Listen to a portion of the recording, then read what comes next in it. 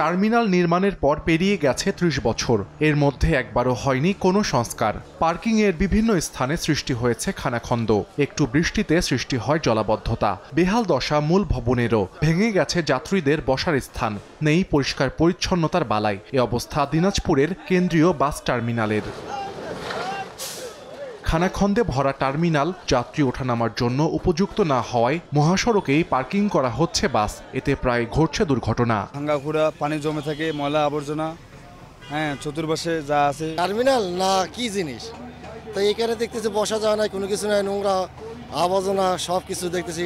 Excel ভাঙে, গাড়ির foreign Excel ভাঙে, গাড়ির বডি রাস্তার সঙ্গে ঠেকে যায় টার্মিনালের মধ্যেই। টার্মিনালে কোনো পরিষ্কার এবং কোনো কাজ হচ্ছে না, যাত্রী খুব দুর্ভোগ ব্যবস্থা নিচ্ছে। ড্রাইভারেরও কোনো সময় কোমর নড়ে যায় এই খাল দেখিয়া, ঘৃণা লাগে টার্মিনালটা ঢুকতে।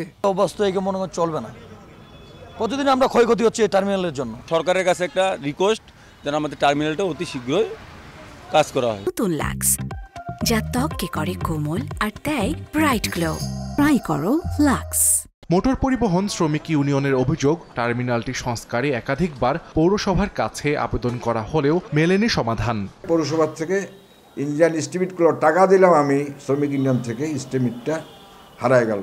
বলারটা বললাম, ওনারা শুনলো, প্রশাসন শুনলো, কিন্তু বিধি ব্যবস্থা নিল না। আর্থিকভাবে অসচ্ছলতার অজুহাত দেখিয়ে দায়সারা জবাব পৌর কর্তৃপক্ষের। কাজ করবে এরকম পৌরসভার সক্ষমতা নাই। আগামী দিনে RUTDP প্রকল্প যদি দিনাজপুর পৌরসভা বাস্তবায়ন হয়, তাহলে আমরা এই সকল কার্যক্রম কাজ করতে পারবো। দিনাজপুর কেন্দ্রীয় বাস টার্মিনালটি ব্যবহার করে প্রতিদিন চলাচল করে অভ্যন্তরীণ ও আন্তঃজেলা রুটের 4 শতাধিক বাস।